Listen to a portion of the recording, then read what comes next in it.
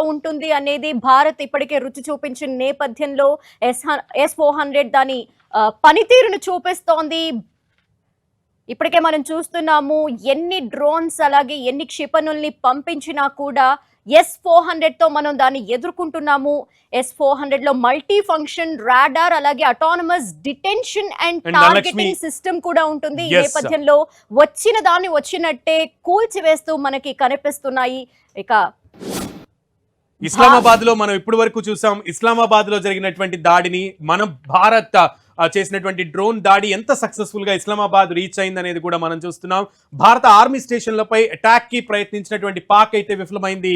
కానీ భారత్ ప్రయోగించినటువంటి ప్రతి దాడి కూడా సక్సెస్ఫుల్ గా రీచ్ అయింది Dhanalakshmi. And that to Islamabad లో జరిగినటువంటి డ్రోన్ దాడిని మనం ఇప్పుడు చూసాం. అండ్ మరోపక్క ప్రపంచ దేశాలు కూడా పాక్ క్లాస్ తీసుకుంటున్నాయి.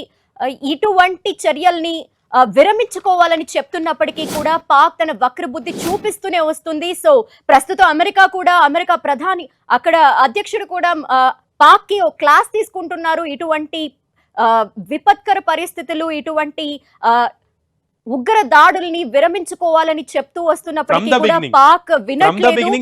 భారత్ చేస్తున్న చర్యల్ని కూడా సమర్థిస్తూ వస్తున్నారు. ఉగ్ర మూకల్ని ఎక్కడ ఎంకరేజ్ చేయకూడదు, ఇటువంటి దాడులు ఏ దేశం కూడా పాల్పడకూడదు. అలాంటిది పాక్ ఇటువంటి చర్యలకు పాల్పడుతున్న నేపథ్యంలో పాక్ కి బుద్ధి చెప్పే విధంగా, అలాగే ఒక సామరస్యంతో, అలాగే ఏదైనా మీడియేటింగ్ కి కూడా రెడీగా ఉన్నామంటూ చెప్తూ వస్తున్నారు. సో ప్రస్తుతం అయితే పాక్ తోక ముడవక తప్పడం లేదు. సో ప్రస్తుతం ఇస్లామాబాద్ లో అలాగే పాకిస్తాన్